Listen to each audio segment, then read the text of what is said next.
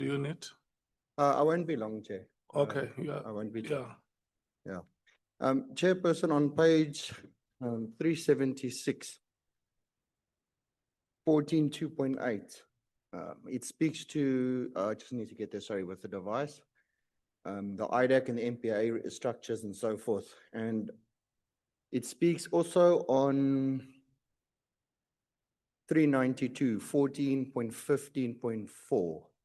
So I bring those two together, and as well as the recommendation of 5.2, that the wording of the MPA, including IDAC under MPA, should say truly independent, free from executive overreach, and as well as financial independence. I'm not of the option that the MPA is currently independent, as what the report would suggest. There is a recommendation that they have independence, but I think that they should have their own budget. They should be financially independent, Chairperson. So that speaks to recommendation 15.2 as well.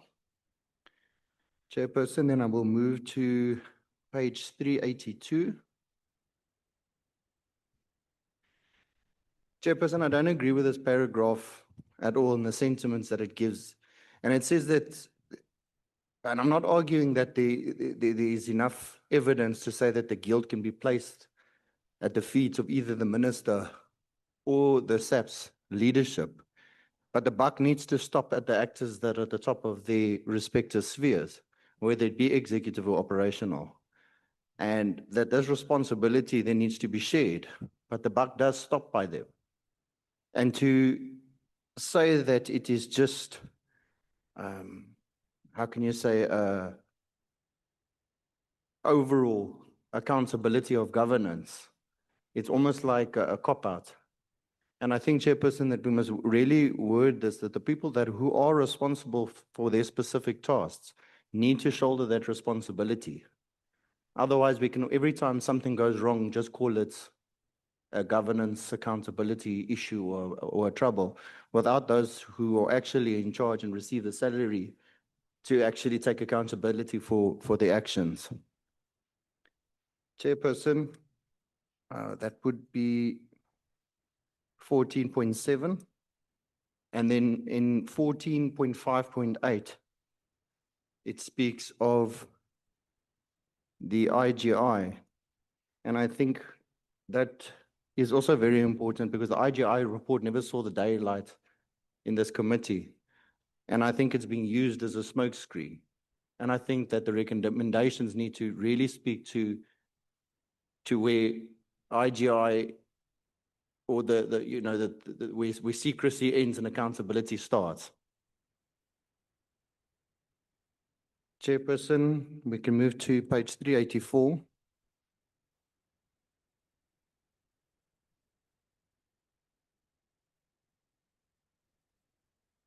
Chairperson, this one speaks about the record keeping, and it speaks to, and I think it speaks to specific officials that are responsible. Again, it's in the recommendation, it's very loose to say, what should be done. But we also have to say, who was in charge of these dockets that were moved? What is the accountability there?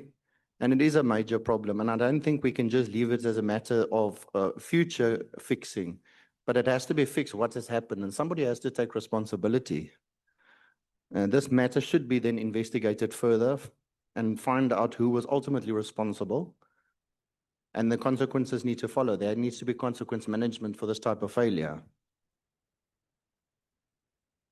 Which number is that one? Sorry, Chairperson, that would be 14.7.3. And that would go with recommendation 15.5 of the dockets. Okay. It's page 384. Yes, Chair. Okay. Sorry, I just now need to find my page again.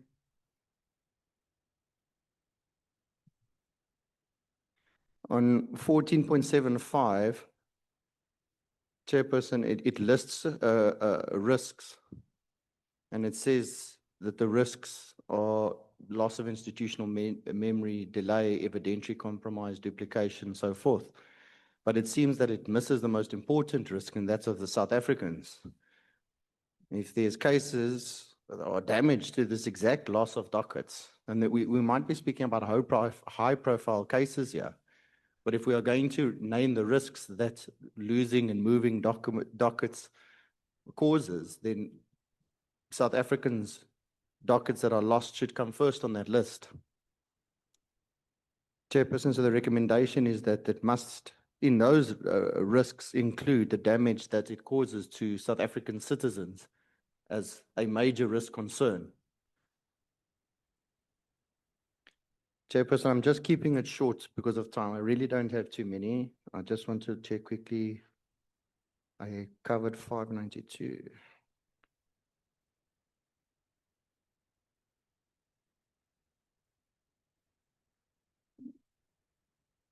Chairperson, page 592.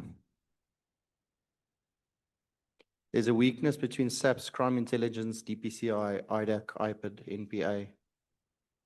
And Chairperson, in this committee, we heard that there is communication and they understand it. We've done oversights at IDAC just recently.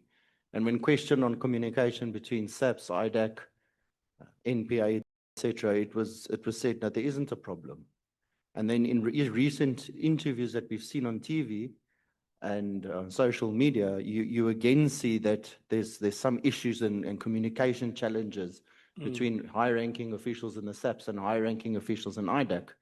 So there's obviously an issue within this communication, and I think in the recommendation there needs to really be a structure of communication between SAPS, IDAC, NPA, DPCI, and so forth. Is it communication or competition between? I would say communication, because the questions were all on communication, and it was indicated by Advocate Johnson that there is no communication problems, and it's a media thing that's created the impression that they don't have synergy and proper communication. However, just in recent statements again made televised, there was a communication problem between high-ranking officials and IDAC. So I think that this recommendation needs to be boldly stated, Chairperson. Chairperson, I won't repeat the point, but again, 5.29 is the wording of the NPA must have true independence of financial independence. It must include financial independence, Chairperson. Chairperson, I will end there. Thank you very much. Okay. Thank you so much. Can I check? Do we still have members who want to speak? Yeah? No. We have now just concluded theme 3 because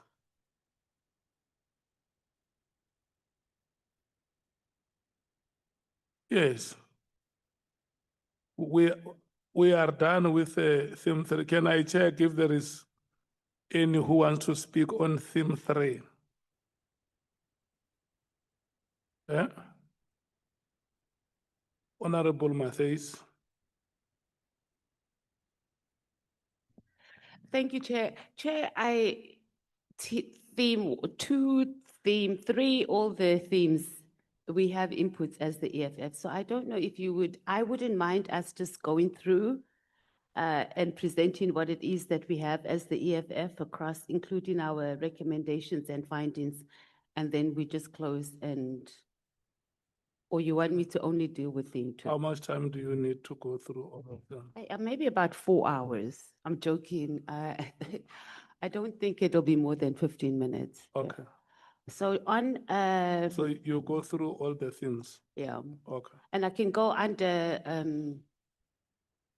page by page. So on point by point. So on theme 2, 13.4...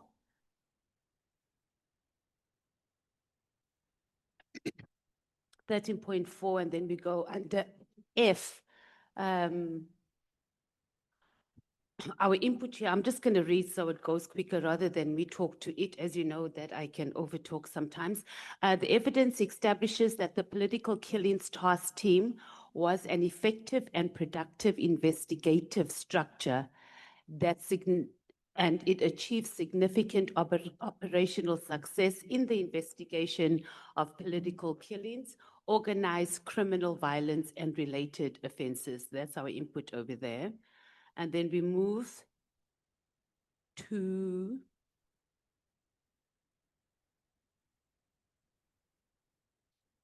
I wish I had just extracted our inputs rather than having to scroll through the entire report.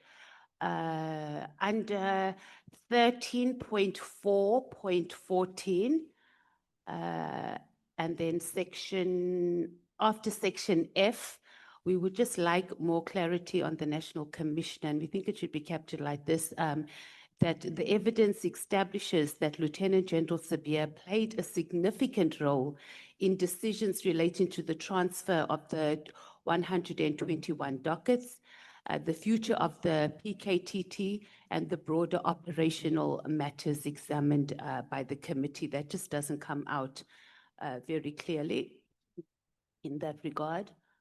And then under theme 3, 13.5.2, and then just under B, our input there is that the evidence demonstrates that crime intelligence experienced prolonged leadership uncertainty, extensive vacancies, contested appointments, governance disputes, and operational instability during the period under review.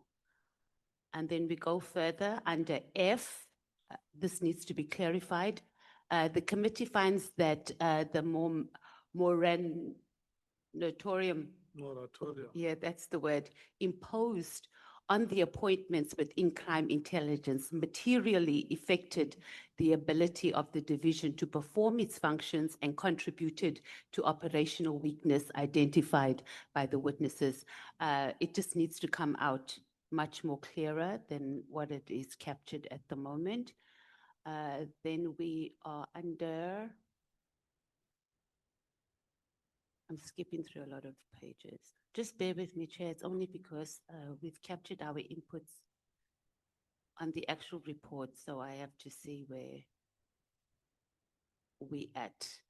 Then we move under 13.6.3, the relationship between Minister Mkunu and with Mr. Mkwanazi. And then under G, our submission here is that the committee finds that the accumulative effect of the evidence creates a reasonable basis for concern regarding whether public institutions and decision-making processes may have been vulnerable to improper external influences.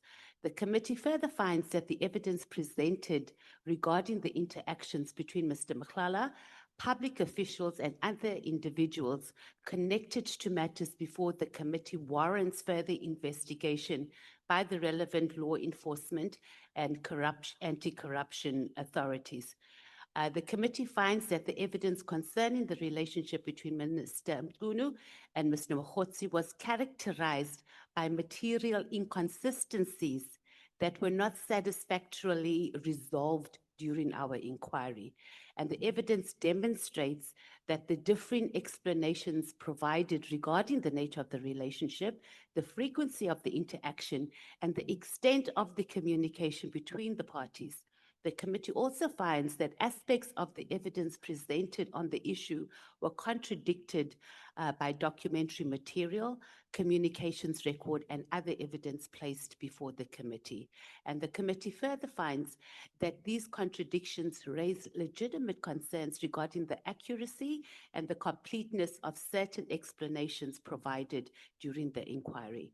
The committee finds that the evidentiary record establishes sufficient grounds for a comprehensive ethics and integrity investigation into the relationships, communications, and interactions between public officials and private individuals implicated in matters before the committee.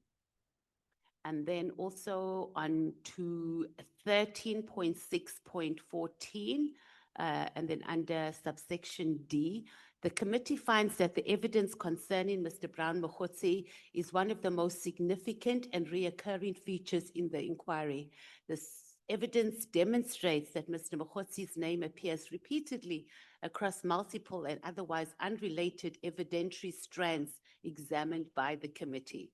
And the committee finds that the evidence relating to Mr. Mokgotzi emerged in relation to communications provided by senior public officials, matters concerning the PKTT, issues related to Makhlala, interactions involving the Ministry of Police, and broader allegations. The committee further finds that the reoccurring appearance of Mr. Mokgotzi across multiple evidentiary stands cannot reasonably be regarded as incidental.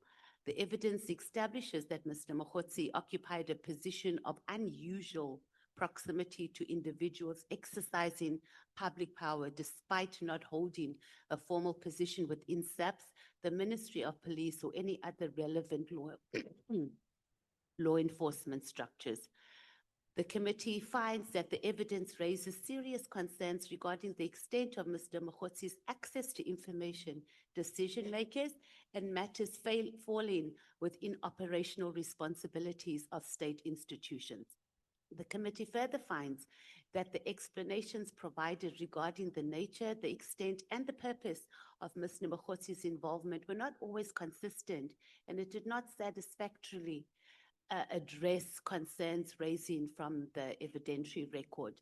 The committee finds that the evidence demonstrates the existence of communication and interaction that warrants further investigation by competent authorities. The committee further finds that the evidence establishes prima facie basis for investigating whether improper influence was exercised over public officials, law enforcement institutions, or operational policing matters.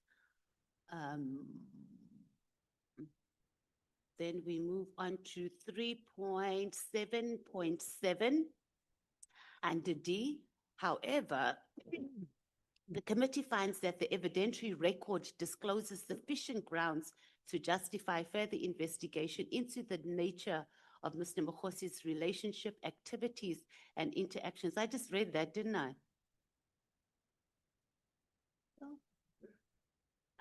No, Chief Whip. This thing is just jumping all over. But we're on our final stretch, though.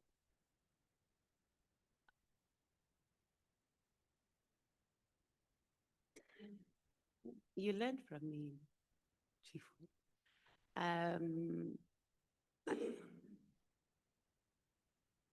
Chair, most of this is covered. Then on 13.10.2, under public participation evidence, our input there under B is the findings and recommendations that follow should therefore be understood as oversight findings grounded in evidentiary record and directed at fulfilling the mandate conferred by the committee by the National Assembly. At least I'm not giving the whole background that Honorable someone did. On 14.2.15, the committee further notes that the findings of irrationality, procedural irregularity, maladministration, poor governance, oversight failures, misconduct, or institutional weakness do not amount to findings of criminal guilt. Such findings fall squarely within Parliament's constitutional oversight responsibilities and are necessary to inform appropriate recommendations. In undertaking this responsibility, it is necessary to distinguish between findings of fact falling within the committee's oversight mandate and the determinations of criminal or civic liability, which properly falls within the jurisdiction of courts and other competent authorities. So that falls under that section. And then under 14.5.5, the committee finds that the evidence presented during the inquiry discloses serious governance failures, institutional weaknesses, and accountability deficiencies across several components of the criminal justice system.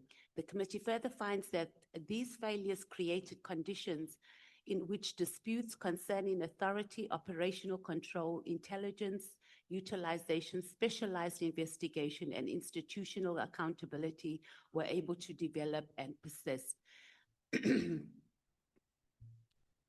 And on 14, I think you want me to have a break because I'm even tired of reading.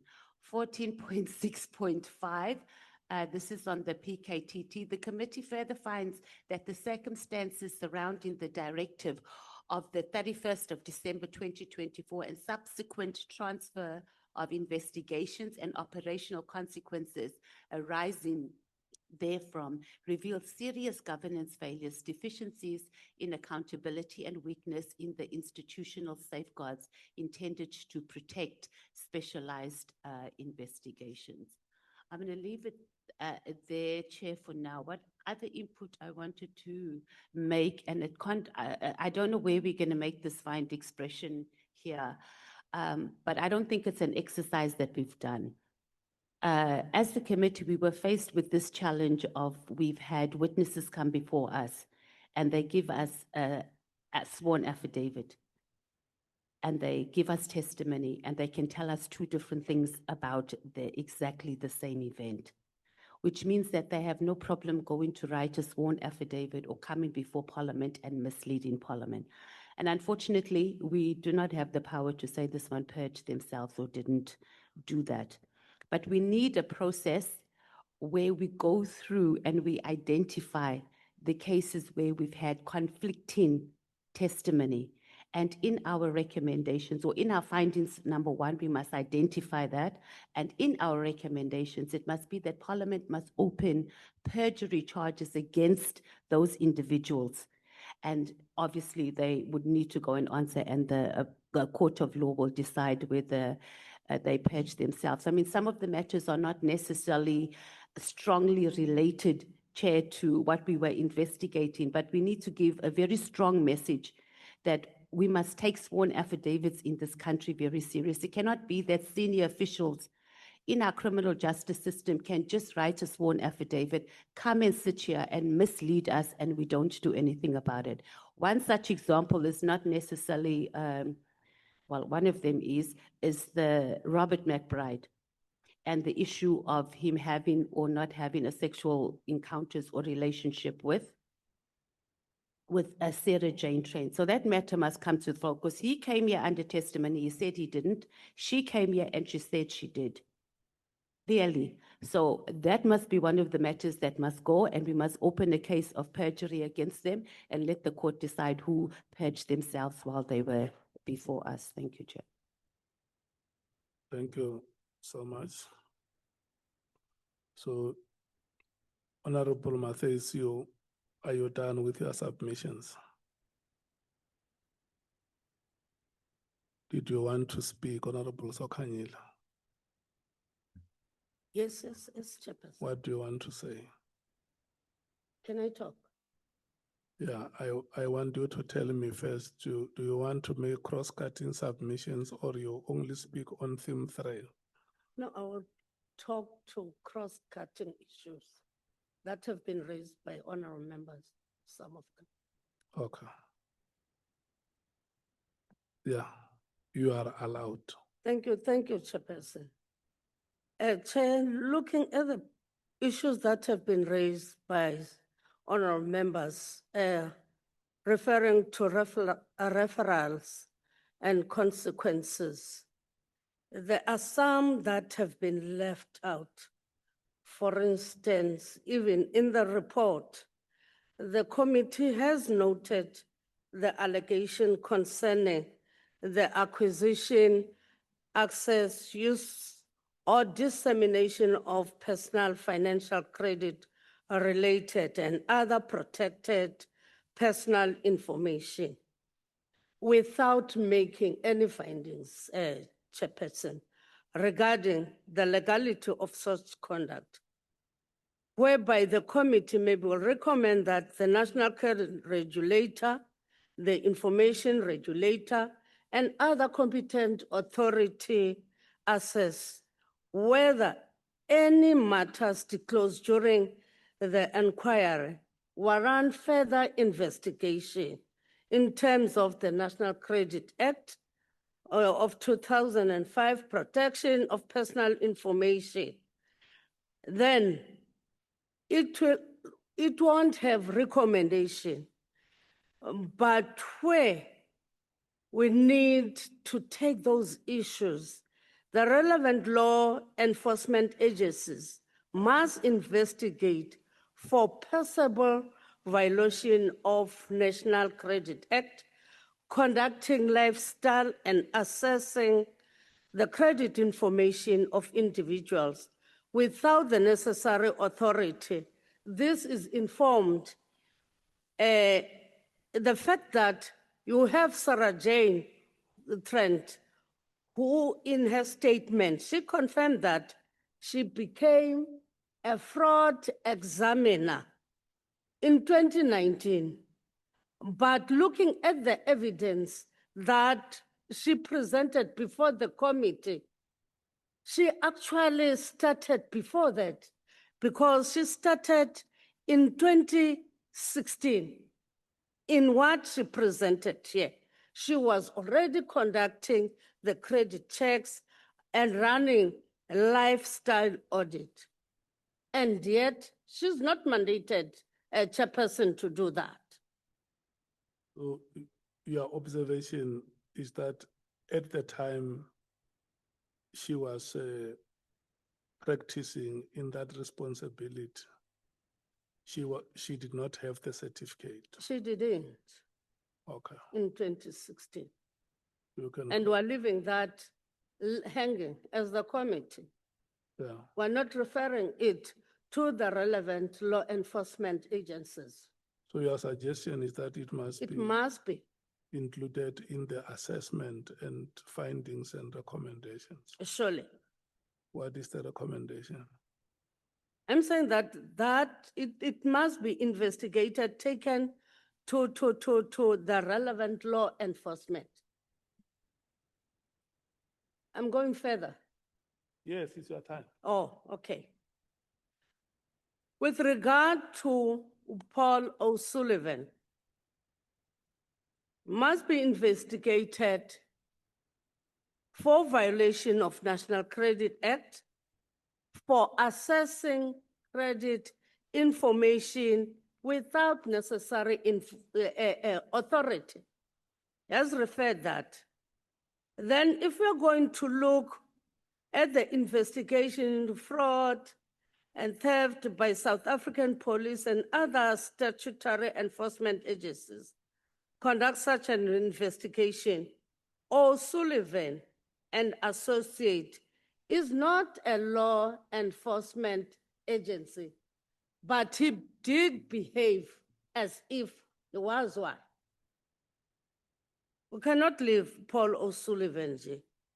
And we have noted that the NPA has been reluctant to re-enroll the matter against Paul O'Sullivan and Ms. Sarah Jane Trent regarding the allegations of impersonation of IP investigation.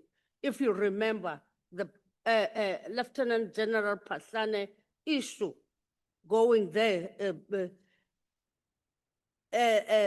disguising as IP investigators and intimidating General Pahlane, that warrants an investigation by the law enforcement for statutory crime of intimidation and common law of offense of attempted extortion. Because if we are looking at what Lieutenant General Pahlane placed on record, he placed on record emails before the committee that was sent by Mr. Paul O'Sullivan to him, which stated that in January 2016, where he was pressuring to pursue criminal charges against certain police officials, he was purportedly investigating.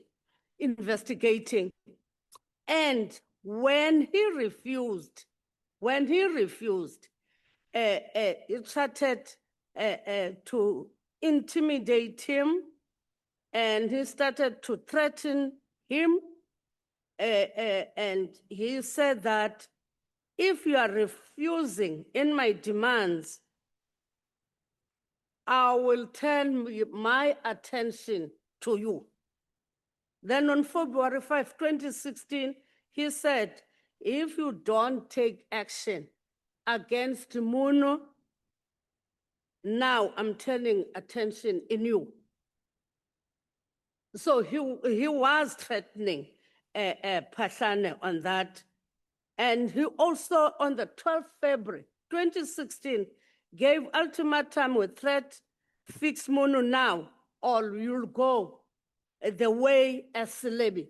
We cannot just leave it as the committee, the issue of slavery, to threaten someone with what happened to another person. It's serious. So we cannot just leave that.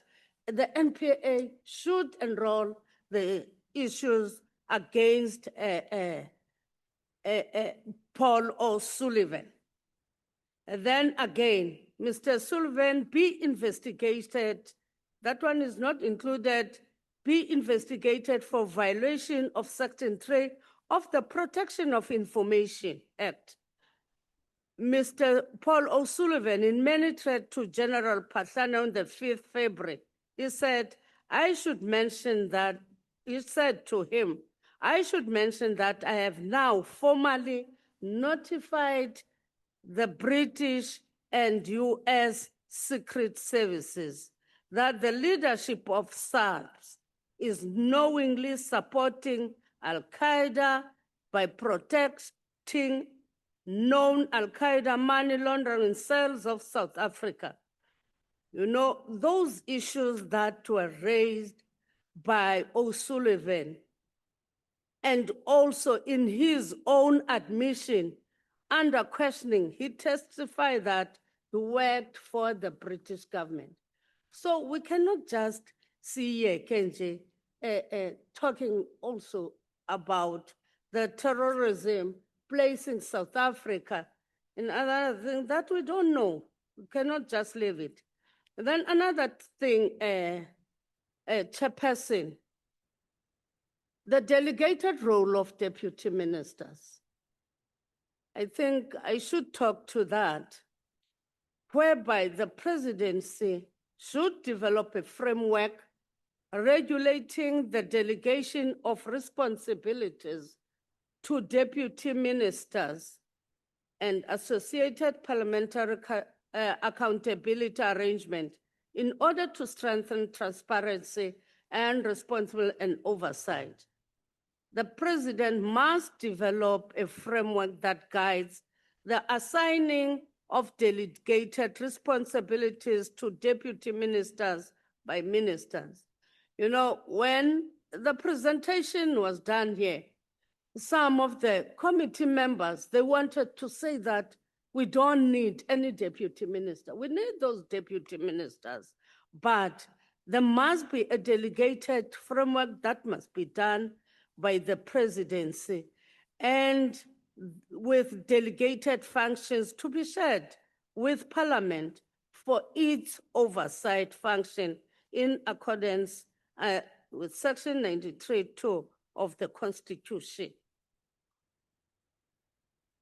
And then again, in institutional culture, discipline, and ethics, the government should assess whether additional safeguards are required concerning the movement of former members of specialized intelligence, covert, technical, and high-risk operational environment to private security industry, where such movement may create security intelligence or conflict of interest risk.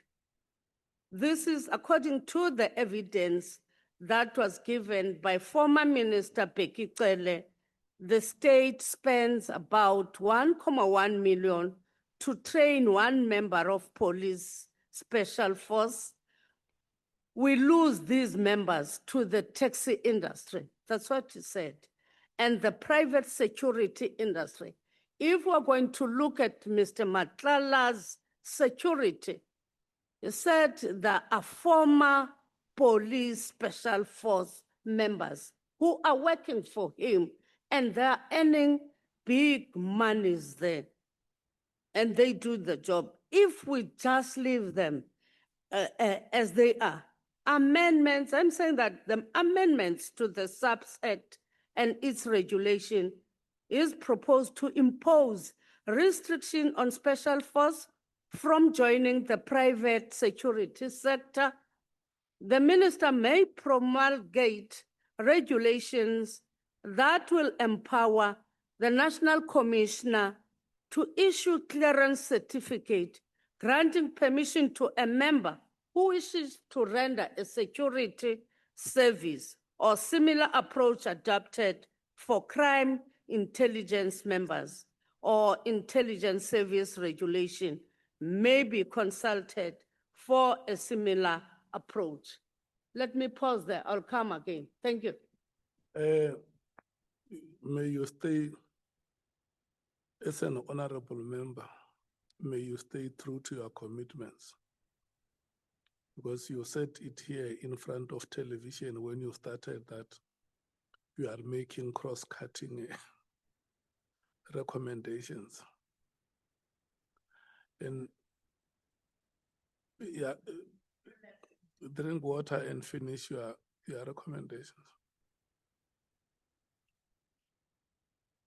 I can give you between 30 seconds and 1 minute to help.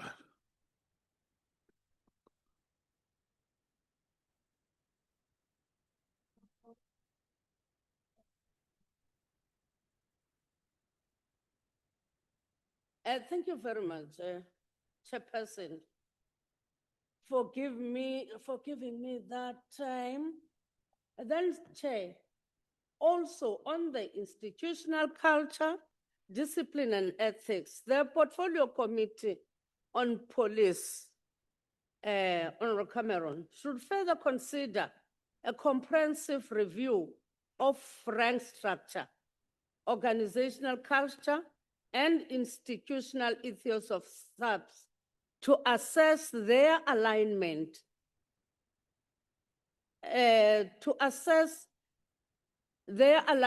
with the constitutional principle of democratic, accountable, and service-oriented policing. Such review should consider the implication of existing organizational arrangement for leadership, accountability, public trust, community-centered policing, and professionalization. And whether any legislative, policy, or administrative reforms are required to strengthen a policing culture grounded in constitutional values, responsiveness, transparency, and respect for human rights. Hence, we're saying that in the final analysis, the extent of corruption, abuse of power, lack of accountability, and disregard for the law by senior members of the SAPS is a matter of grave concern. This cannot be viewed in isolation from the militarization of the police service. To this end, the Portfolio Committee on Police should consider a review of the militarization of police ranks with an intention of reorientating the police as a service, not as a force, Chair, in accordance with the values enshrined in the Constitution. At least we must remove some certain powers of that militarization to the police. Demilitarization should therefore include returning the ministry and the department to the language and ethos of the Constitution names as a service orientated to the safety and security of the people, and retiring the force culture that militarized the ranks entrenched. We recommend the report should flag the nomenclature and ethos. Then, the matters that may disclose criminal conduct, corruption, procurement, that were raised there, where appropriate matters involving potential criminal conduct should be referred to the NPA, including the Investigating Directorate Against Corruption and to the Directorate for Priority Crime Investigation for further assessment and investigation. Because if you look at retired Lieutenant General Vuma, came through the public participation process. She was here carrying documents, Lieutenant General Vuma, through the public participation process, and further alleged that former Minister Cele interfered in the operation of SAPS by influencing and directing which companies should get PPE tenders from SAPS.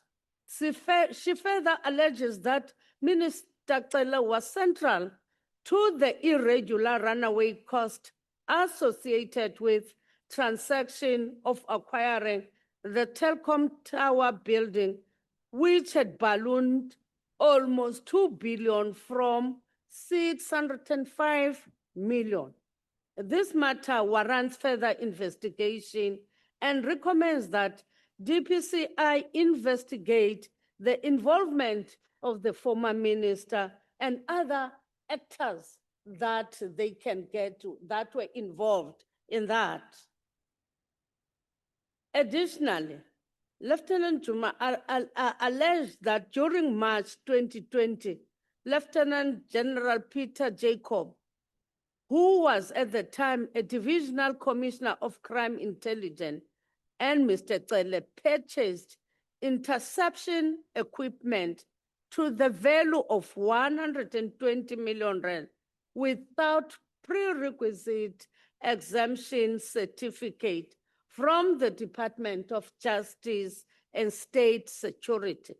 As a result of this, the interception equipment that they purchased remained utilized and wasted for years. This may have been a scheme unutilized.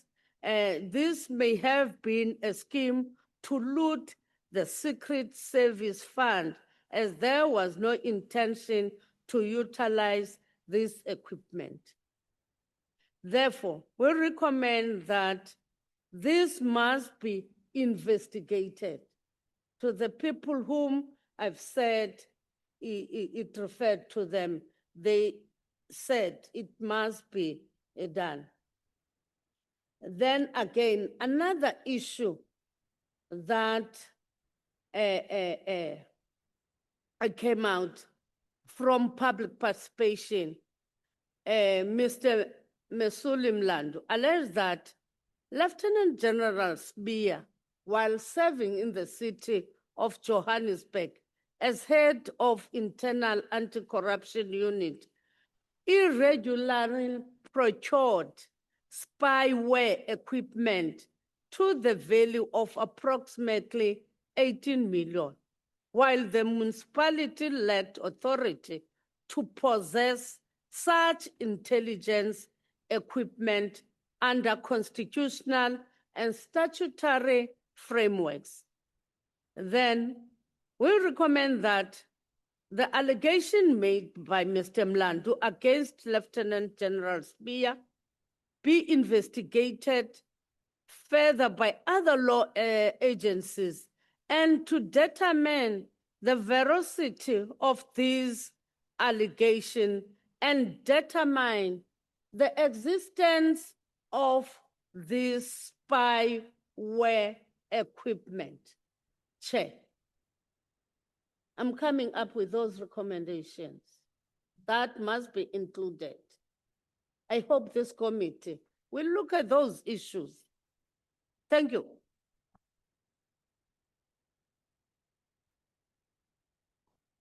I listened to you very carefully. On the reorientation of the police system in this country, whether you want it to be a police force or whether you want to render police services. Yes. And the observations that you would have made on the witnesses, some of them who appeared before us, Mr. McBride,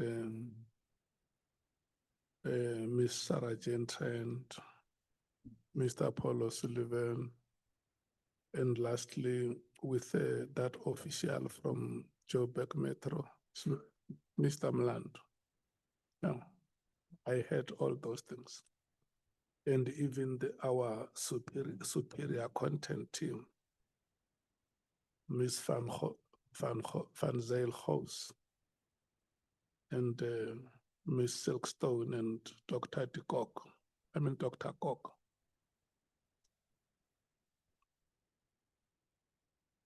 They had all those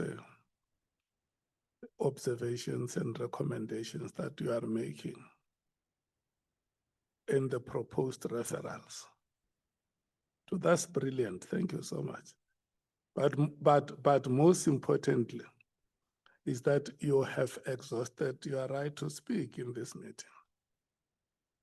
That you must be reminded. You must stay true to your commitments. It's not me. It was you who said, allow me to make those cross-cutting recommendations, and I have allowed you. Honorable Skosan, you have not spoken today, and you have been very, very patient. I must give you credit for that. Yeah. Thank you, Chair. What do you want to do? You want to go theme by theme, or you want to? No, I'm going across. Okay. Yeah. You want to exhaust your rights? Yeah, I just want you to be patient though, because I know it's going to be a very, very difficult one. But obviously you gave everyone a chance. So I was listening. I never interrupted anyone, and hopefully no one is going to interrupt me. Yeah. Thank you, Chair. As I was saying, I'm going to not only going on theme, I just want to make sure that I cover everything here, especially I'm alone today. The MK party submits this comprehensive review of the ad hoc committee draft preliminary report, 23 June 2026. To ensure that the factual accuracy and transparency is in line with the committee mandate. This submission draws on the latest evidence on hazard witness statement to correct any misstatement or omissions to align the draft report with the verified record. Our aim is to strengthen the report's integrity by incorporating the MKP input consistently with prior submission and the public deliberation while avoiding substantive policy debate on those input themselves. I think you remember, Chair, that I think it is us, the EFF and the ANC, who have put inputs, after we received that draft report. And I guess that would be as well be incorporated, into the final report. First, we presented a refinement matrix summarizing how the MKP proposal related to each section of the draft. We then offer a chapter-by-chapter critique, highlighting factual corrections, proposed wording changes, and underlying rationale. All changes suggest are substantiated by official sources, and we note where the draft already accords with evidence. Citations from the committee owns record and related documentation are provided. This submission is laid out as a formal committee document with cross-reference to the evidence. It is intended to supplement, not supplant, the draft report, and all final decision remains with the committee. Summary of the key input from us as refinement matrix. Section 7, limitations. Added the limitation noting that no oral evidence was given by the president, although he provided written response to the committee. Questions and note that Major General Referals Crime Intelligence was not called to testify. Record that certain plain witnesses, e.g., can remain outstanding, and that some evidence, e.g. promise annexure to Advocate Johnson statement is still missing. And I think the committee will recall that.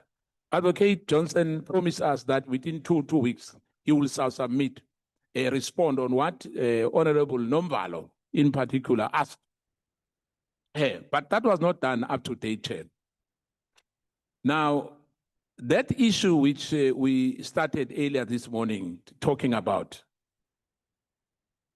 the PGM, if I remember, they've got records.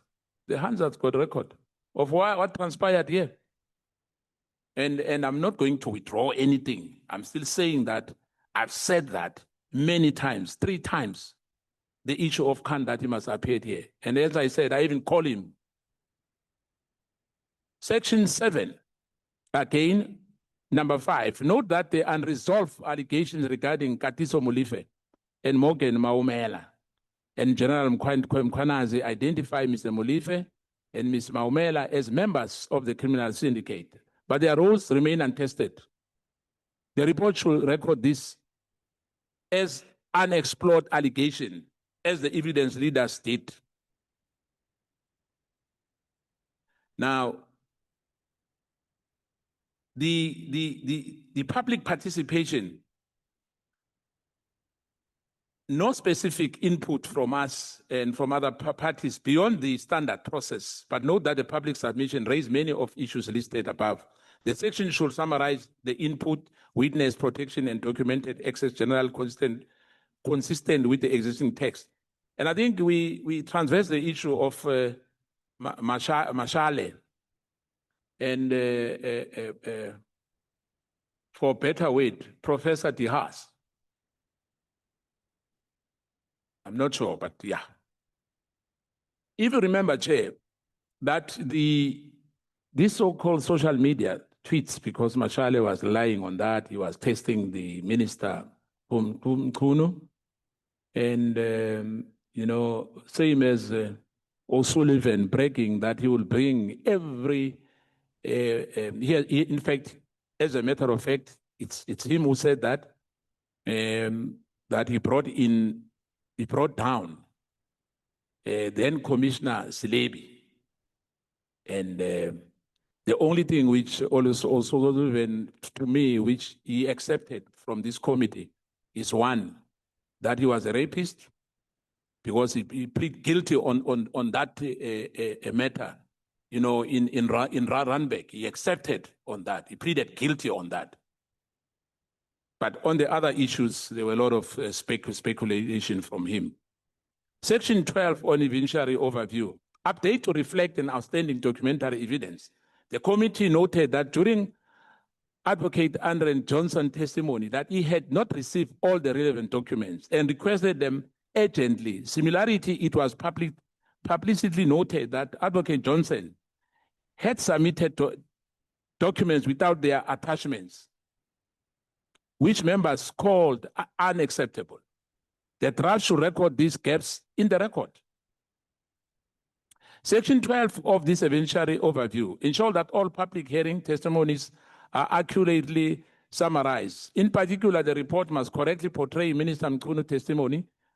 The evidence leaders found his testimony raised significant credibility concern, including the admission that he instructed the covert recording of General Mkwanazi and that he misrepresented to Parliament the extent of his consultation with President on December 2024 directive.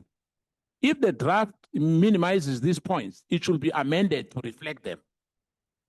Section 12 of evidentiary overview. The draft should clearly state that General Khan was never called as a witness, despite numerous references in evidence to his role. His absence was noted by evidence leaders as unresolved issue. The omission should be marked as limitation, as MK Party proposed in most of the meetings which we had as a core committee. The findings and recommendations. I think we, as MKP, we note that the evidence leaders drew particular conclusion, for example, that the minister's directive on the 31st December 2024 was issued without consultation with the National Commissioner or the President.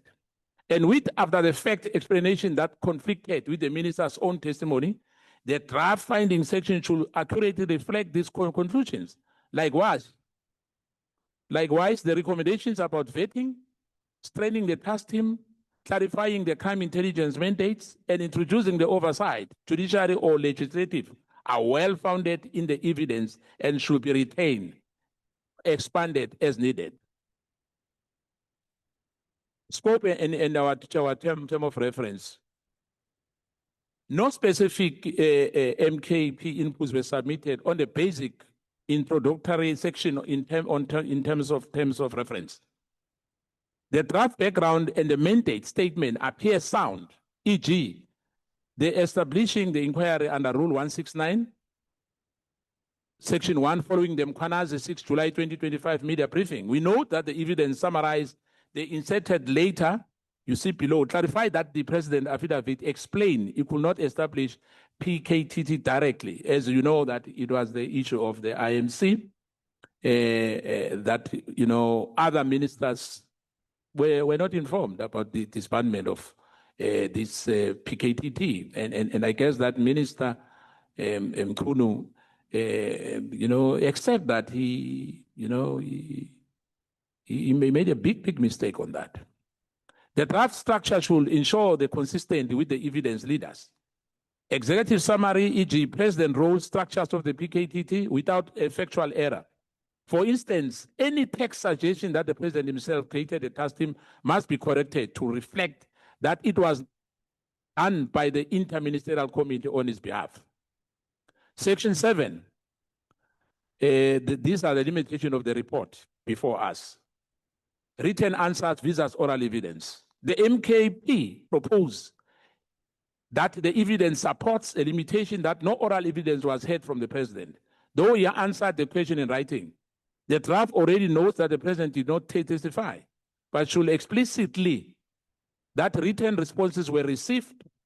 The President press release of the 17 March 2026 confirms President Cyril Ramaphosa has formally provided the written response to the committee in question. And I think when General Mkwanazi was here, we transversed that as well to say the President has responded, though it did not appear before us. And that alone suggests that in some, you know, in a public space, that the President is above the law because he's the only person, you know, who we called, who responded in writing. Besides that, the IGI, you know, let us down in terms of one of the former member who was denied a right to appear before us. This material context, readers should correctly infer that the President declined to engage. We suggest wording like, it is noted that President Ramaphosa have declined to engage directly, did not appear in person before the committee, but furnished us with a formal written answers to his question on the 17th of March 2026. The committee has acknowledged this response in summary. The lack of oral testimony is a limitation. We must agree, all of us. Though the President's written evidence is on record. The witness gap, the draft must be recorded that Major General Referals Khan, Crime Intelligence Deputy, was never called to give evidence, despite the centrality on his allegation action in testimony. The evidence leaders explicitly noted an issue repeatedly raised by Lieutenant General Mkwanazi, namely the role of General Khan had not been fully explored because General Khan had not been called to testify. This language should be quoted or paraphrased as an express of caveat. Similarity in any other plain witness, e.g., Ms. Konda Barnard, or in-camera witness who possess classified evidence should be mentioned under limitation if they were not heard. As a member of this committee, I urge you that this omission be documented rather than closed over. And I think Honorable Ngola spoke about the issue of Honorable Barnard. To say, as she served in the, I think the Intelligence Core Committee, the Portfolio Committee there, that herself and Honorable Adams aired by publicizing these matters of crime intelligence in public. Molefe and Mawela allegation. General Mkwanazi named Katiso Molefe, as I said earlier, as a high level and Morgan Maumela of syndicate members, so-called cartel. The draft limitation findings should say the alleged involvement of Ms. Molefe, or of Mr. Molefe and Maumela was not tested in evidence. The evidence leaders report shows that Mkwanazi names do not appear, but there's no confirming testimony. For example, Advocate Arend's summary notes Mkwanazi identified Ms. Maumela on the 18 March 2026. However, without any cross-examination or supplementary evidence, this remains an allegation only.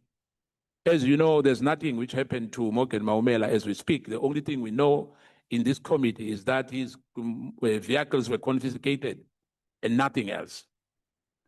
The witness allegation about a person such as Katiso Molefe and Morgan Maumela are recorded in evidence, but remain unverified and thus appear as untested assertions and in the report.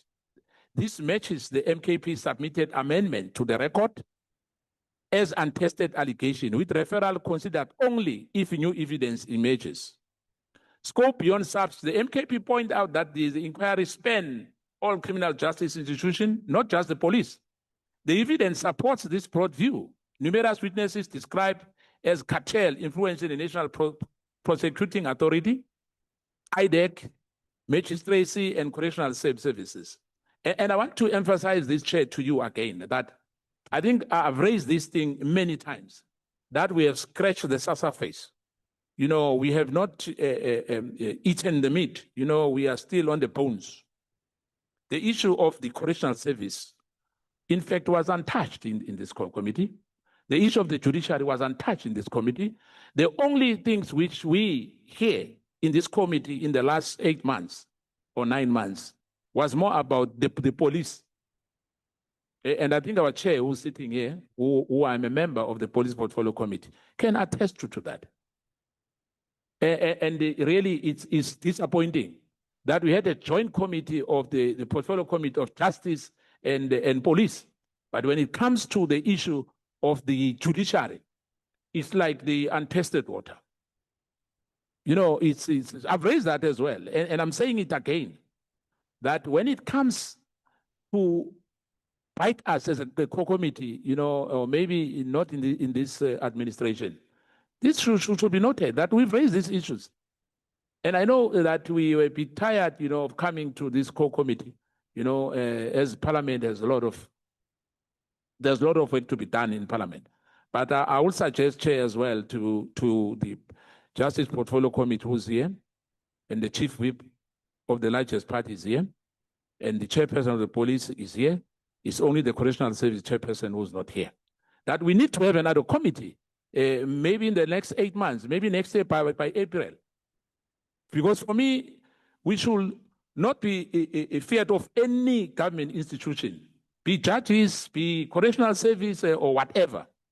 We should make sure that we dig deep, you know, into those institutions. Because General Mkwanazi said many things. And I can tell you today, I'm told that Brigadier Macheni was dismissed. He's from the forensic unit in the police service. You know, that tells you that this commission, whether Madlanga, which I had my doubt, you know, when it started because of what happened to Zondo Commission. But there's results which are visible as we speak. You know, not only narrative or political statement or PR statement to say, you know, some commission have worked. You know, there's Nugent Commission, there's Mupati Commission, and, you know, for me, I still have my doubt because for me, they were not biting. You know, it's more about the big names. You know, yeah, we've got this commission, you know, they've got findings. And, you know, when you have some chair, you have some, you seek for a legal opinion, but you still go against the legal opinion you seek for. The draft, this evidence, Chair, supports this broader view. Numerous witnesses describe cartel influence in the National Prosecuting Authority, as I said. Now, that has to be probed, Chair. For example, the evidence leaders flag allegations of criminality infiltration within correctional service and the judiciary. Hence, I'm saying we have to explore fully these issues which were raised. We recommend that including language such as witness alleged cartel infiltration into a wide range of institutions like SAPS, NPA, IDEC, courts and prison, etc. But the committee inquiries into this allegation were necessarily limited to the evidence presented to us.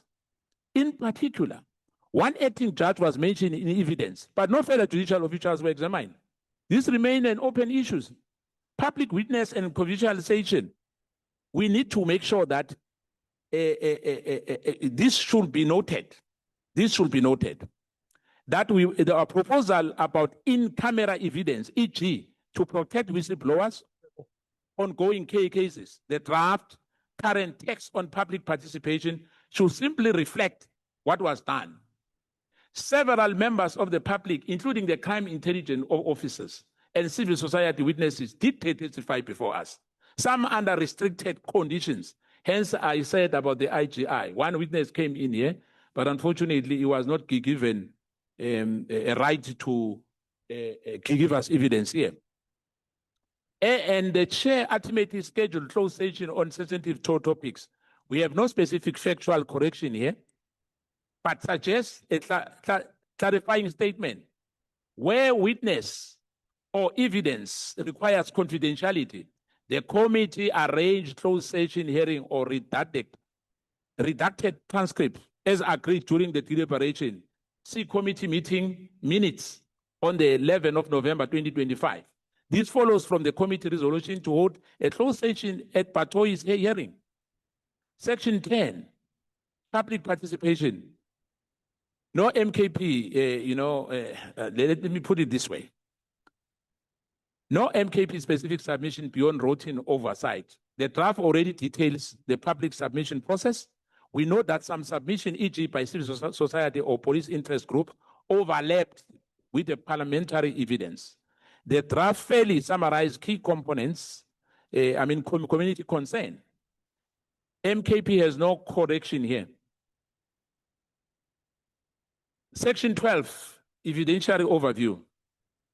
This section must accurately summarize the evidence. Several MKP concerns arise regarding the presentation on the testimony and documents. Advocate Johnson evidence, the draft outlines Advocate Andrew Johnson testimony on SAPS corruption and IDEC operations. It should include that the committee requests additional documentation at her hearing, which we asked her up to date. We have not received any.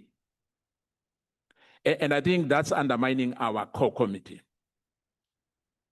As a parliamentary press release noted, the committee further noted that it had not received all relevant documents related to these investigations and requests that the outstanding information be submitted as soon as possible. The draft should say so. Similarity, the company shows frustration over missing attachment. One member exclaimed last week we had Advocate Johnson, she left some documents, no attachment. It is unacceptable. This contemptuous remark by our member, honorable member of the EFF, underlines the fact that important supporting documents have not been filed.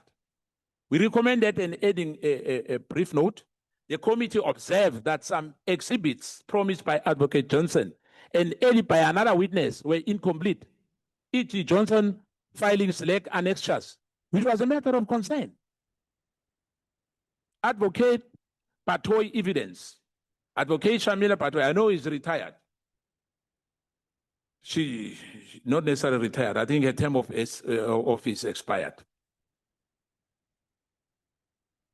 Advocate Shamila Patoy testimony covered prosecutorial challenges. The draft should appropriately frame her remarks. For instance, as Mkwanazi sees the party, is of our opinion that is against that she concealed the name of a corrupt prosecutor.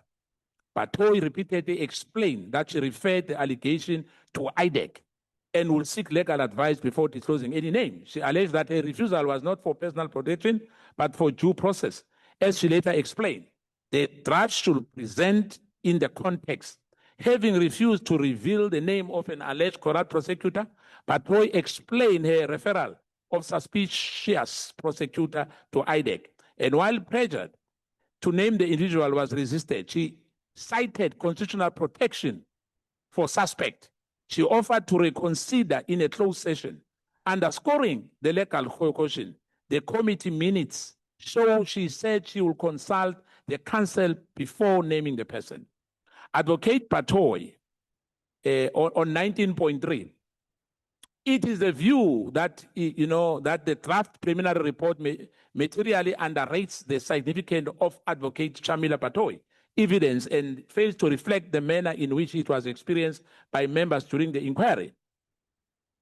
In the MK party assessment, Advocate Patoy deliberately concealed the identity of a prosecutor alleged to have been compromised by organized crime elements, notwithstanding repeated direct questions from committee members and despite committee oversight mandate. Her continued refusal to disclose identity, even after extensive questioning, it had a practical effect of withholding the information that was central to the committee investigation.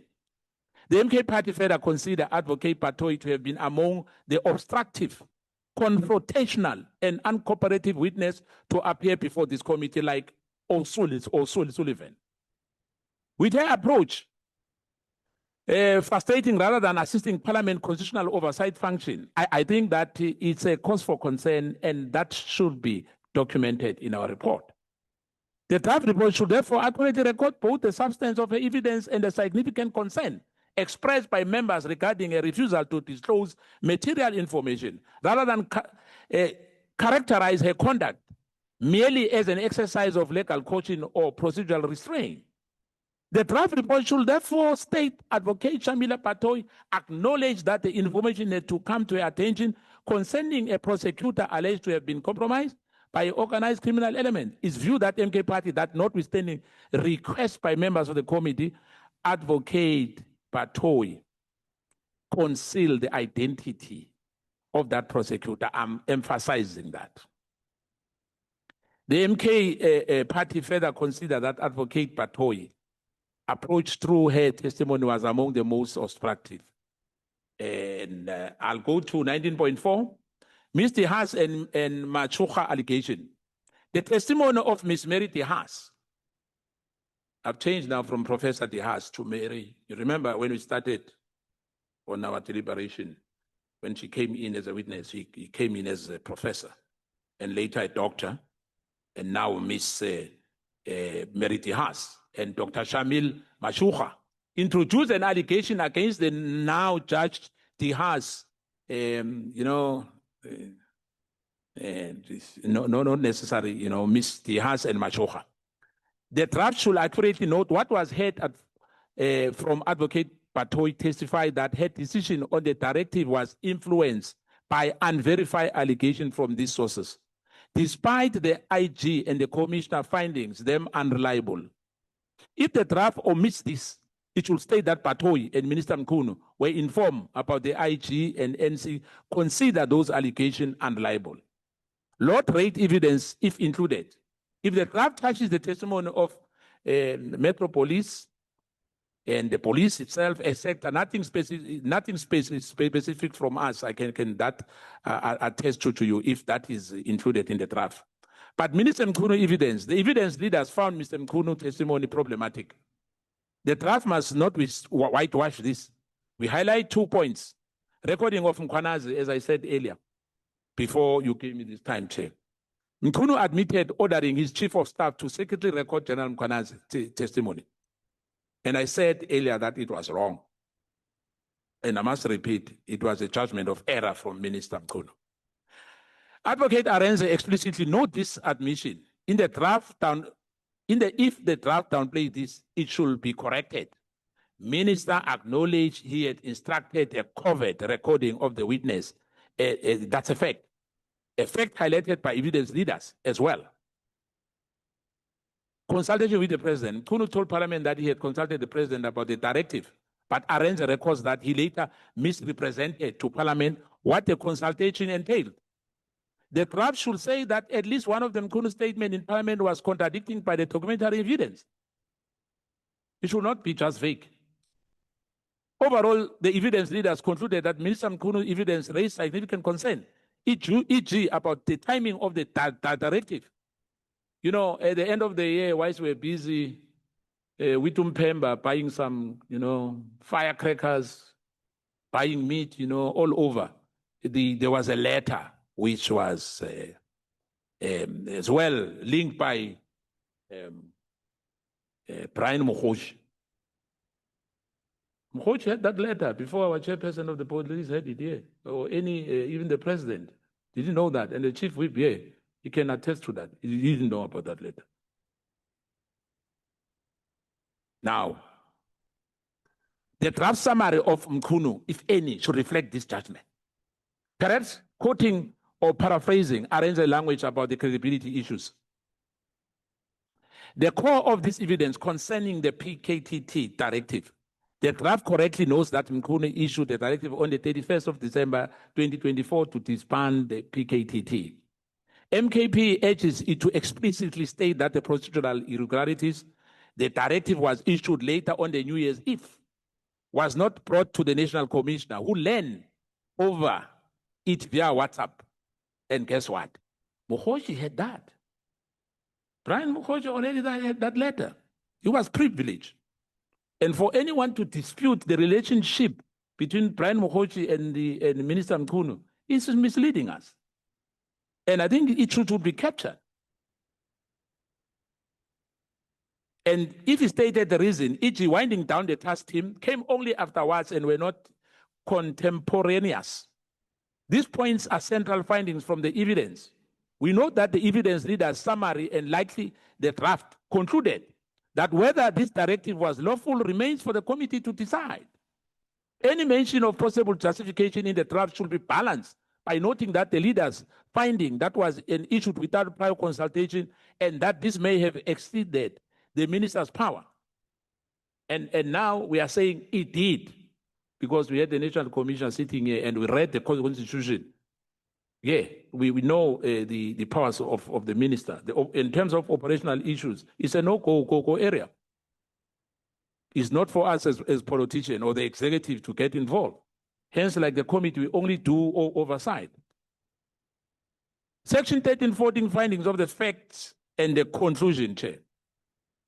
The MK party emphasized that the finding section must be tied closely to the evidence. The evidence leaders detail finding point 1, Roman figure into 4. It should guide the draft conclusions in particular. Directive ultravirus. The draft should highlight the anonymity of witnesses and the evidence leaders, that President Ramaphosa did not approve or even see the directive beforehand. And on his response, the president said so. If the draft proposed any finding that the directive was within the minister's right, that must be carefully qualified. The constitutional division of power suggests a minister cannot unilaterally suspend any active sub-task team which is operational, or unilaterally, constitutional division of power suggests minister cannot unilaterally suspend any sub-task team which is an operational function under the commission co-control. The committee must decide that the point, but that draft cannot report the evidence. For example, General Masemola testified it was beyond the normal ministerial authority and was done without the customary consultation. We advised clear that the language such as all witnesses agree that the directive was issued without the president or the commissioner's consent, whether it was lawful in context of section 206/207 of the Constitution, is a matter of final resolution. Findings on the corrupt networks.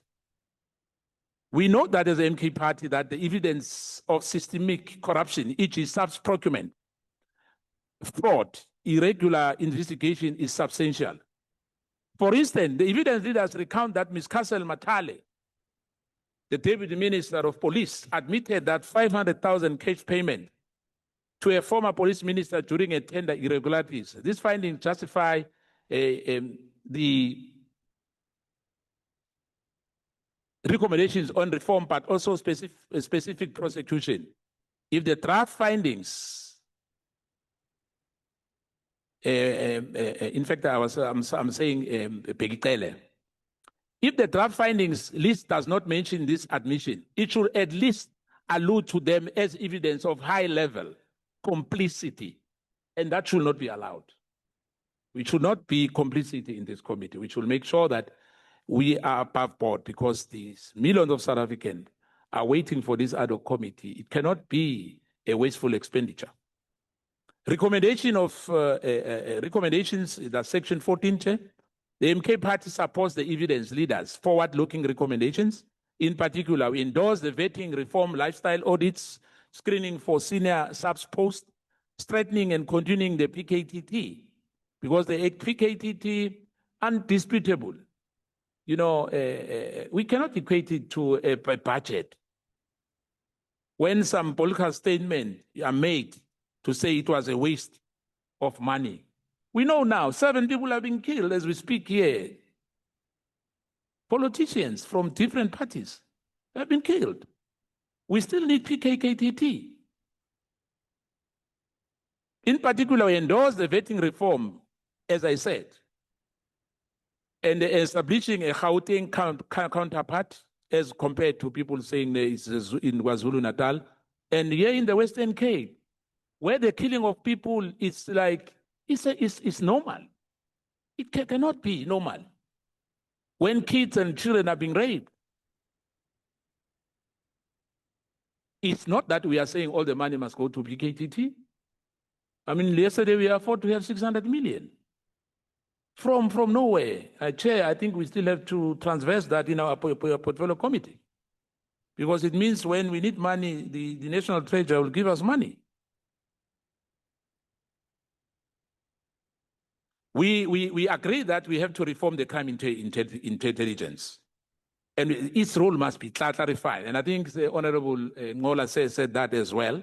And oversight of the Secret Service account need to be attended, because it was a cause for concern here that that crime intelligence is infested with some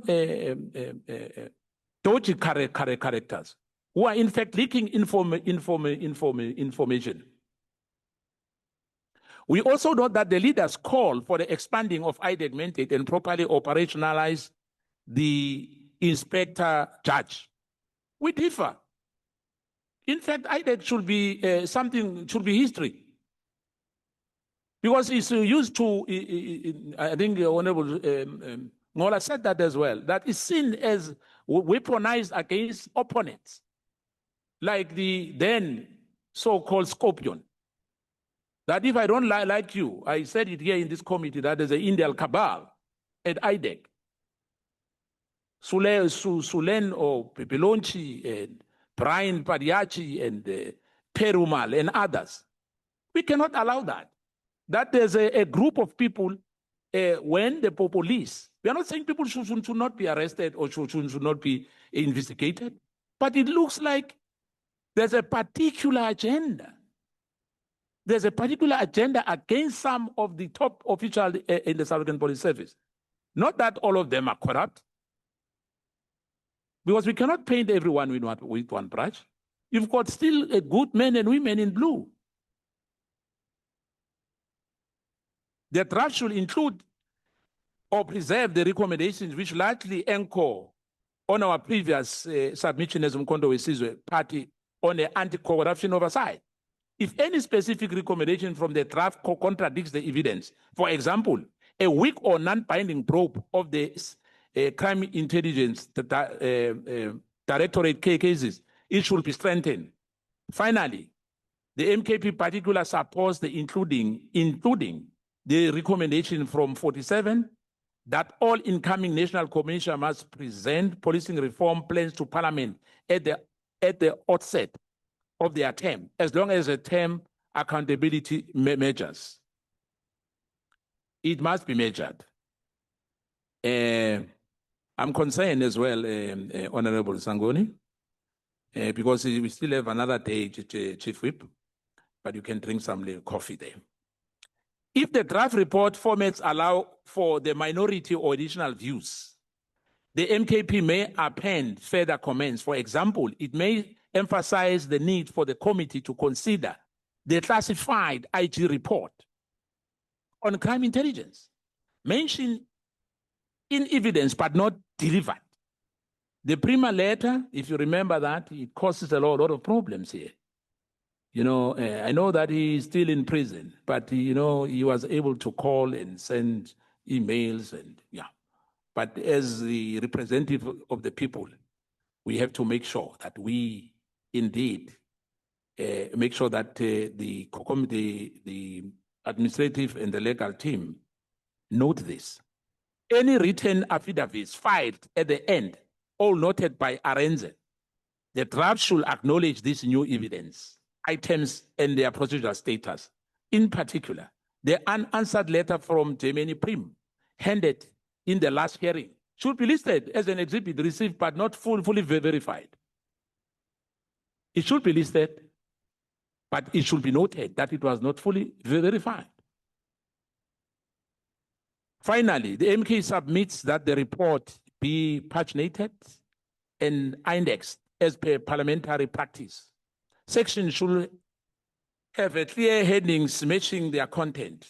All quotes or factual statements drawn from the evidence should be footnoted. They should be footnoted, as done here.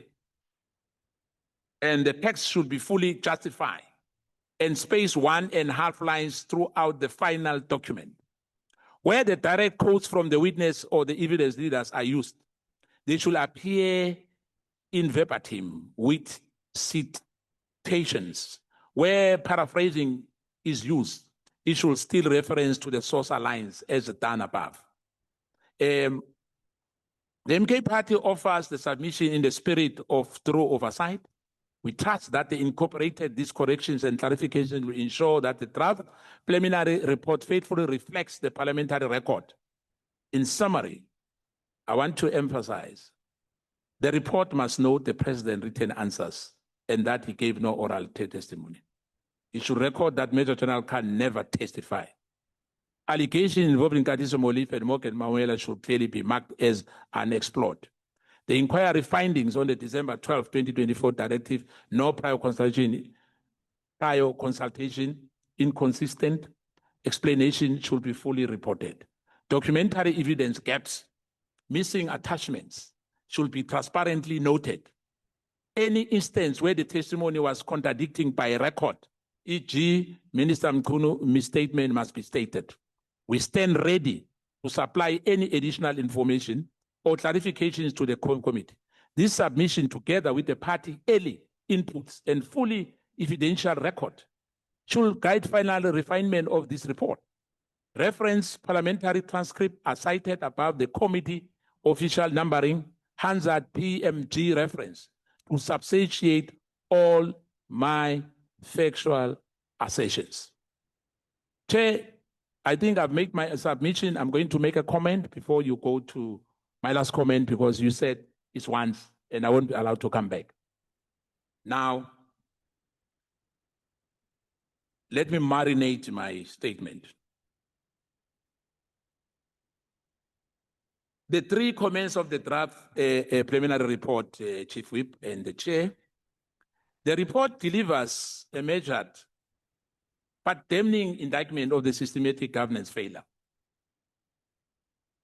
It correctly identifies recurring weaknesses in the executive operational boundaries, particularly of this 31st December 2024 disbandment of PKTT.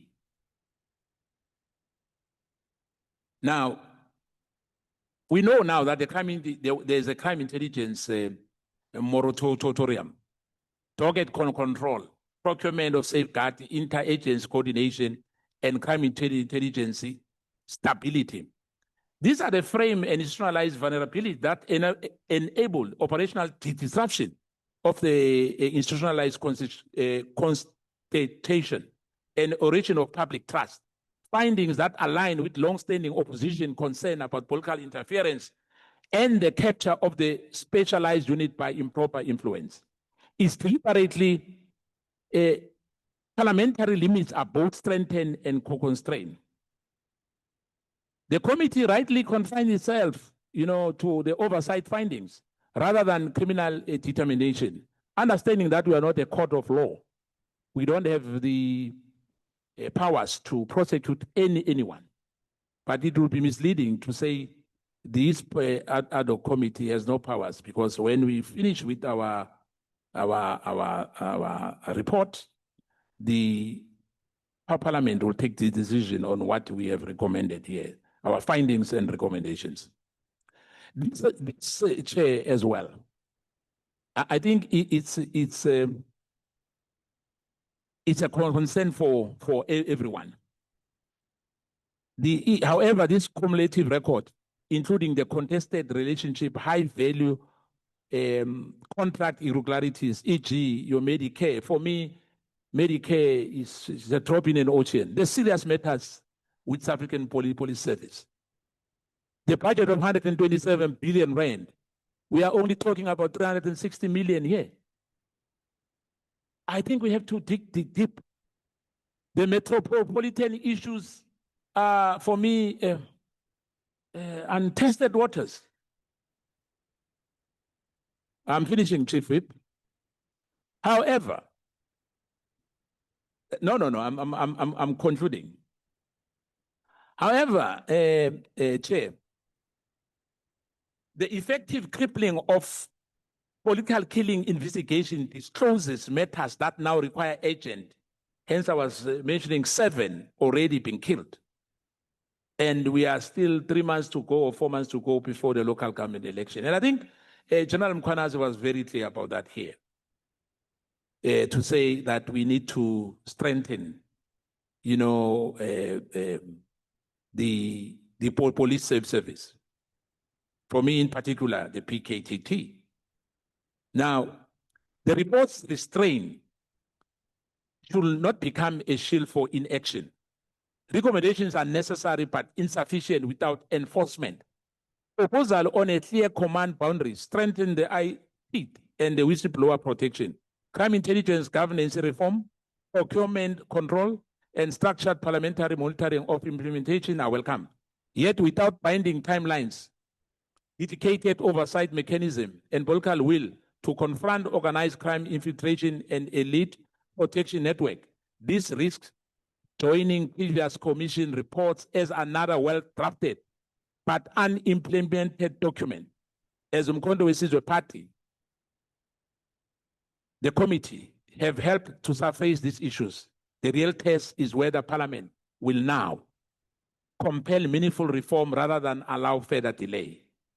There must be a finding as well to everyone, and we have to make recommendations, because we deal with many people. People are asking us, because as I was saying earlier, that we are representing the people, that some people are arrested, some people are untouchable.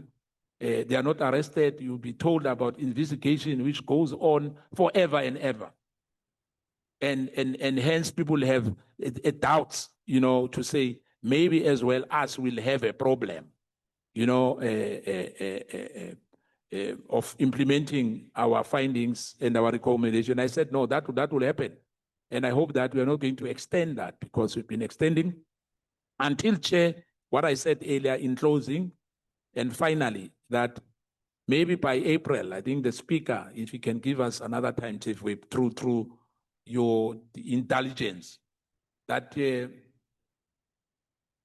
my emphasis on the issue of the judiciary and correctional service, I'm not going to back down on that, because really we promised, and General Mkwanazi on the 6th, he gave us an opportunity to make sure that we know what we know today. We know today that General Sinono has resigned. We know that today Brigadier Machene has been dismissed. And that tells you that if General Mkwanazi was not brave enough, though he's got so many attacks, he has so many attacks from left, right, and center. People are not happy. Some criminals are not happy. They tried. Hence I was saying the one rapist yesterday tried at the Mazanga Commission, but they chow him alive. To discredit General Mkwanazi's assertion, to say there's a problem in this country. in terms of criminal justice system. And it's been proven, even if we have no finding as yet. But the results are there for anyone to see. But obviously, some are driving some agendas to discredit General Mkwanazi. We are not saying he's perfect, but indeed, for me, where I'm sitting, I'm saying what a blessing to have a man in blue when he was criticized about wearing a uniform, a camouflage. The pettiness of some of the high-ranking officials and some politicians about why we're wearing a camouflage. We're concerned about the uniform instead of the content which he gave this country to reset and to reset the integrity of the police service in this country.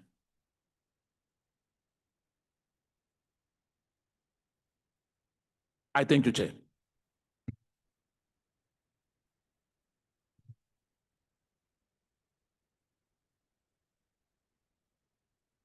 We thank you so much. Go away.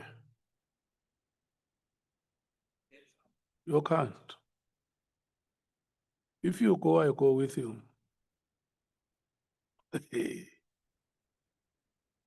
Thank you so much, Honorable Skwasan. There is one statement you made that the president has declined to come before the committee. He didn't. It was our decision, Chief Whip. It was our decision. I have always been sober in every meeting that we had. It was our decision that he was going to respond to questions in writing. We met here and debated it and agreed. Yes. Yeah. And then we sent him questions, all of us who had questions submitted. And the office of the president came back and requested a further extension, and we agreed. Yeah. Okay. The dissenting opinion was expressed outside the meeting. But at the time the meeting closed, there was a unanimous agreement. Honorable members, I see Honorable Tropa has made his submissions. Honorable Ngola has made his submissions. Honorable Sokanyile, Honorable Mattheys, Honorable Skosana have all made their submissions. Can I check? Do we still have any honorable member who want to make cross-cutting submissions before we revert to the theme-by-theme approach? Going, okay. You want to make cross-cutting submissions, Honorable Sangoni? Do you want to make cross-cutting submissions? You know, they're not necessarily cross-cutting, Chair, but I will make them cross-cutting so that we can finish. Would that be in order? Yeah. The reason why I want to ascertain before you speak is so that you are not seen to be enjoying more rights than others. I haven't spoken. Okay, I'll come to the. I'll make them cross-cutting, Okay. Chair. Thank you so much. And then, okay, let me determine the order of speakers. Honorable Mngongo, are you ready after her, or you will need some time? No, good afternoon, Honorable Chairperson and Honorable colleagues. I would need some time to get myself ready, Honorable Okay. Chairperson. Thank you. Honorable Breitenbach, are you coming to speak? Chair, I'm so tired of listening to everybody else speak. I was largely covered by Honourable Klopper. If I need something, I'll wrap up at the end, but not. Okay, Honorable Cameron. Now, let me give you time to finish what you are doing, and then you will let me know. Okay. Chief Whip. No, Chair, it's the same for me as with You the are Honourable Breitenbach. Okay, so it means Honorable Mwango, we will check with Honorable Sols when he comes back. And then it means it will be him, and then you will be the last. And in case he's not here, we are going to close. Okay, Honorable Sangoni, this is your time now. Thank you very much, Honorable Chairperson. I think I'll be very brief. I promise you nothing like Honorable Skosan. Chair, let me thank you, for having steered this process until where we are now, and to also just echo appreciation to the team for the work that they've put in. This report, I think, as it currently stands, is a testament to the work that we had sought to do.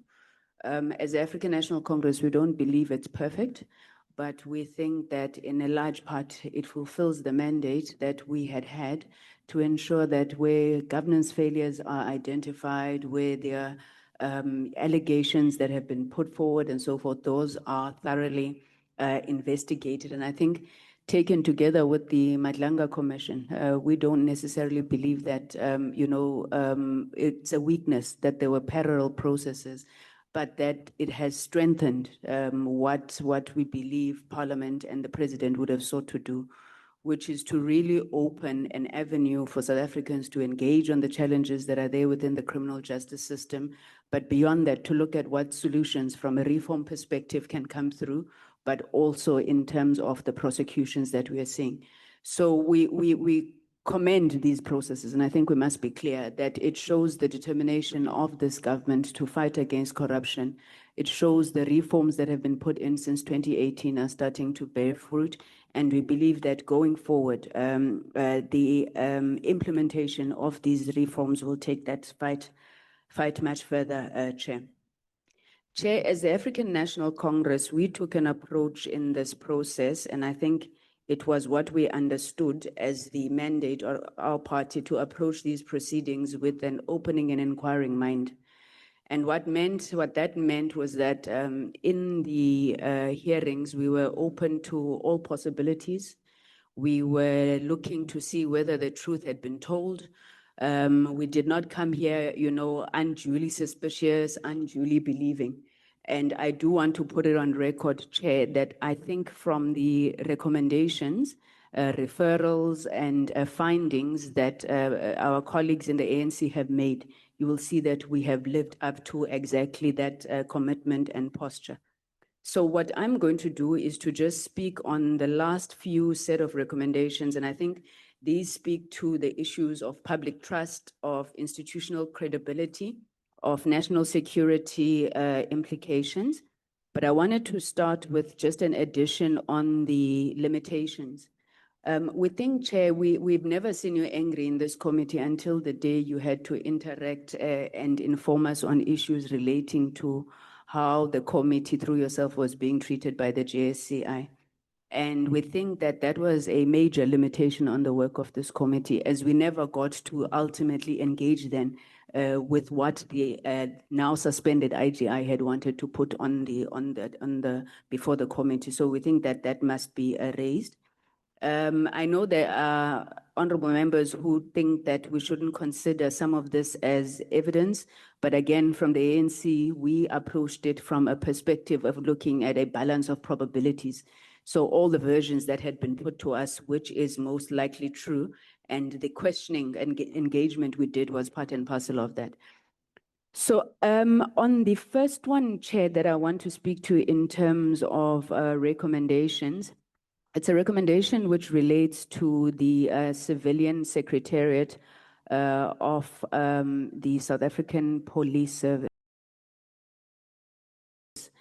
And I want to preface it by saying section, if I'm not wrong, section 204 and section 208 of the Constitution of the Republic of South Africa are identical, actually word for word, when it relates to the establishment of a secretary for police and a secretary for defense. If you give me a second, Chair, I'm just trying to go to that section quickly, if I can find it here.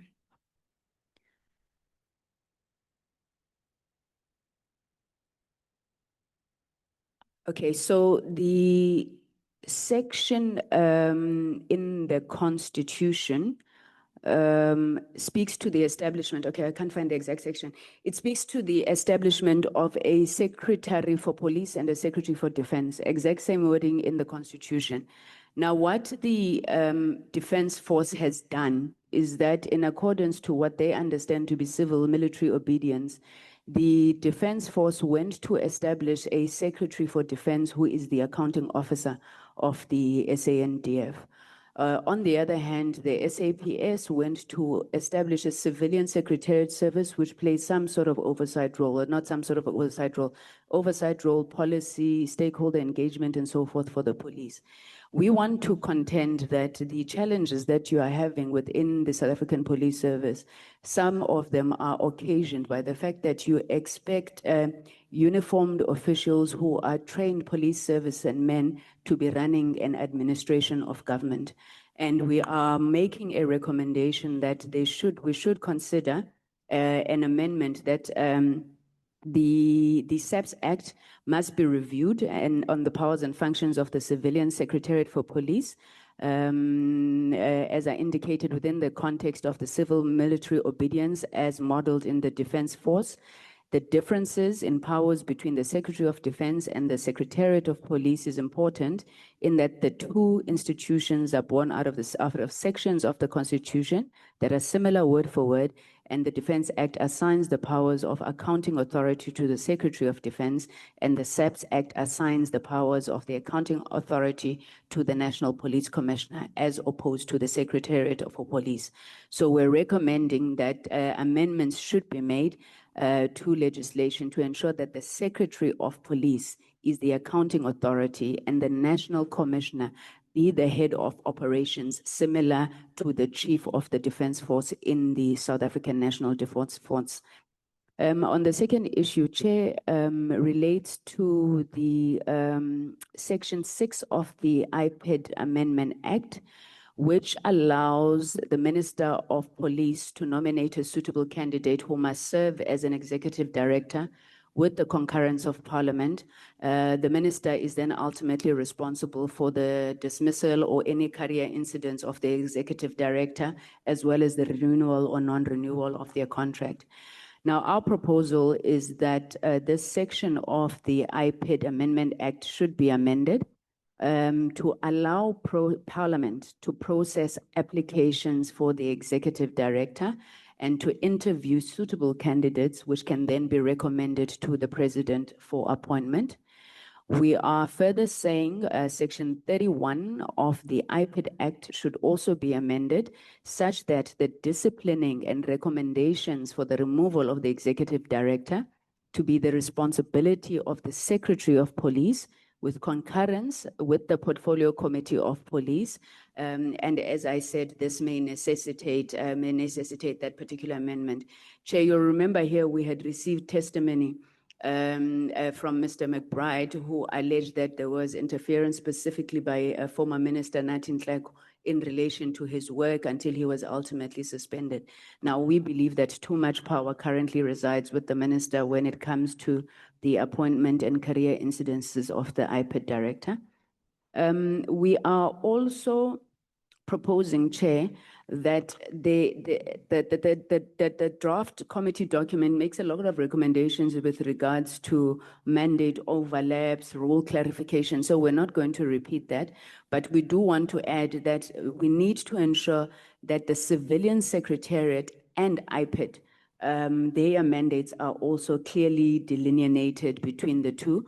Civilian Secretariat is a constitutional body exercising civilian oversight over the police service. IPED shares more or less the same mandate, and consideration must be given that IPED is located under the Civilian Secretariat body of the police instead of the Minister of Police, once again strengthening that delineation and independence that we are looking for there. Also on IPED, Chair, we've seen IPED get weaponized a couple of times. A number of recommendations have been made in that regard.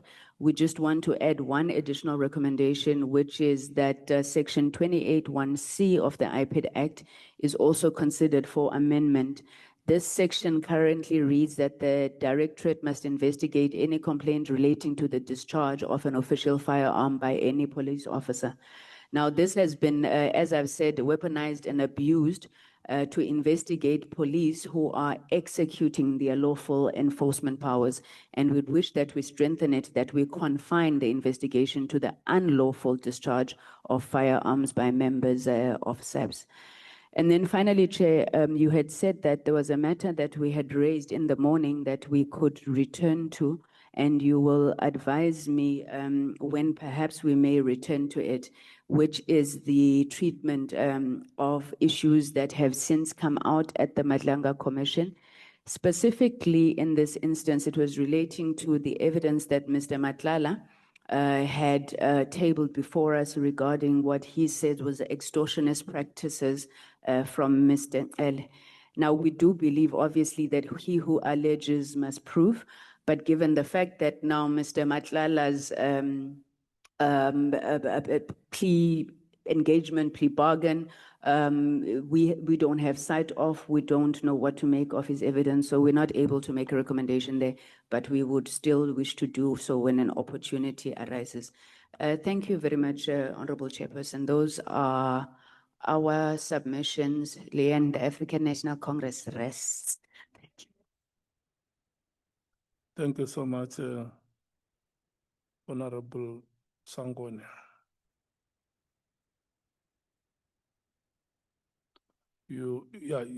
Can you speak through the microphone? Leanne, the chairperson, please says repeat that you are impressed with the African National Congress on the record, please. Through Thank the you. microphone. I am so impressed that after the months we have spent here as the EFF with the ANC, that we were managed to successfully incubate the ANC into superior. Okay. Yeah. You have used the word impressed in the same line with the African National Congress.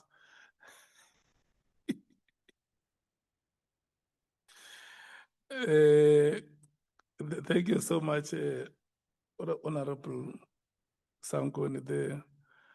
The last part that you have mentioned, we may not be able to discuss it today because there may even be more information coming from the plea bargain than only the part on extortion.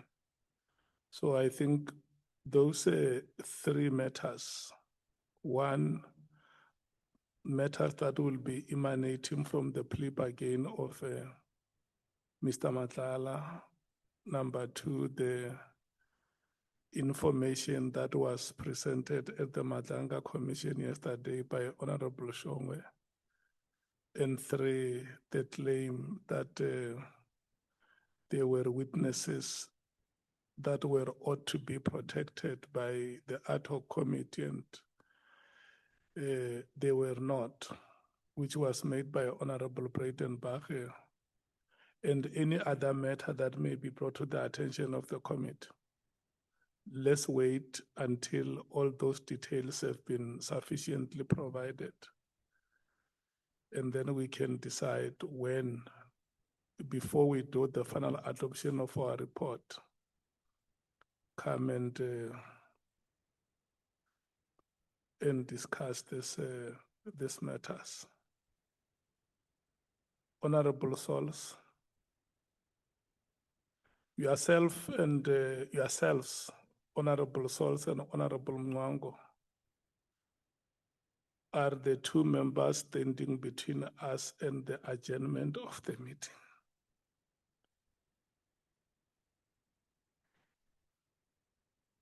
So Honorable Mwango has requested that we take you before him so that the input and the comments that you make can also help him to settle. Because I told him that in the morning when we started, the majority of the honorable members looked very tense and nervous, like they were going to the examination room.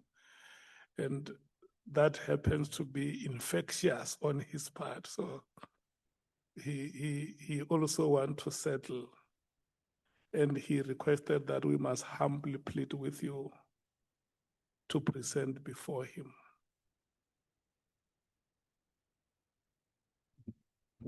Chair, I have never made it a habit to say no to you. Yeah. And And I know that earlier on you requested to take your presentation theme by theme. You can still do that, but this time you are going to do it without being paused. If you want to start with theme 3, you will alert us to say, I'm starting with theme 3. And then you present and say, Chair, I'm now done with theme 3, I'm going to theme 4. Or if you want to just start it and finish it as a cross-cutting presentation, you are also allowed. The ball is in your court. Chairperson, I note your implicit instruction and I'll even submit to that one. Okay. And just for clarity, it is at this point that at the end I can provide my input on the Yes, issue yes. of the recommendation. You may no longer have any other opportunity, so use the opportunity that you have maximally. Thank you, Chairperson. All right, so I think I'll start at theme 4. Just a moment, Honorable Mathis, you were not here when Honorable Skosana was making a presentation.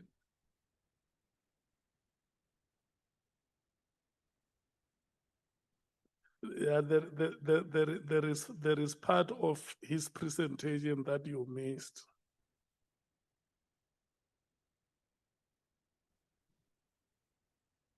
Yeah.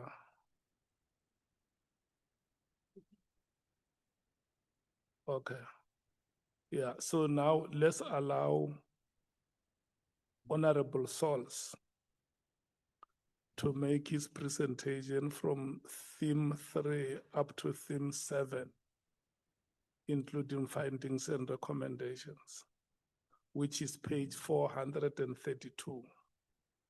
So he will start from page 278. I mean, page 298 to 432. Thank you so much, Honorable Sols. Thank you, Chair. I want to just reiterate, firstly, that our approach to ensure that as a committee, we do not come across as having chosen a side. My commitment is to ensure that we treat all the evidence fairly and we make such submissions. So I want to debunk the notion immediately that there is no one here that wants to discredit our hero with holes, General Mkwanazi. No one wants to do that here. Our job is to submit our findings and having heard all sides. So that is my commitment. And the report here seems to be creating an imbalance, and I am going to attempt in my time to try and bring that balance so that we have both sides properly reflected. Theme number 3. So the structural fragmentation and communication failures between the provincial commands, specialized units, and the national oversight bodies. I propose the following findings: that we state that we found a severe breakdown in lateral communication that exists between the KwaZulu-Natal Provincial Command and the National Crime Intelligence. This lack of integration resulted in specialized operations being handled within institutional silos, directly degrading operational efficiency and fostering mutual suspicion. We further find that the parallel reporting lines used by various commanders bypassed the established statutory chain of command, creating an administrative environment where critical intelligence was weaponized rather than shared through formal channels. Our recommendations on that front: we recommend that the National Commissioner must issue a binding directive mandating the creation of a joint operational coordination protocol. This protocol must legally bar any provincial or specialized commander from executing or altering high-stakes unit mandates without formal, written authorization from both national and provincial structures. Theme 4, the integrity of the systems and evidence validation and accountable witness standards. Here, of course, our focus zooms into the vetting framework, the forensic data reliability, and holding all leadership, including General Mkwanazi, to uniform standards of truthfulness. Everyone must be treated equally.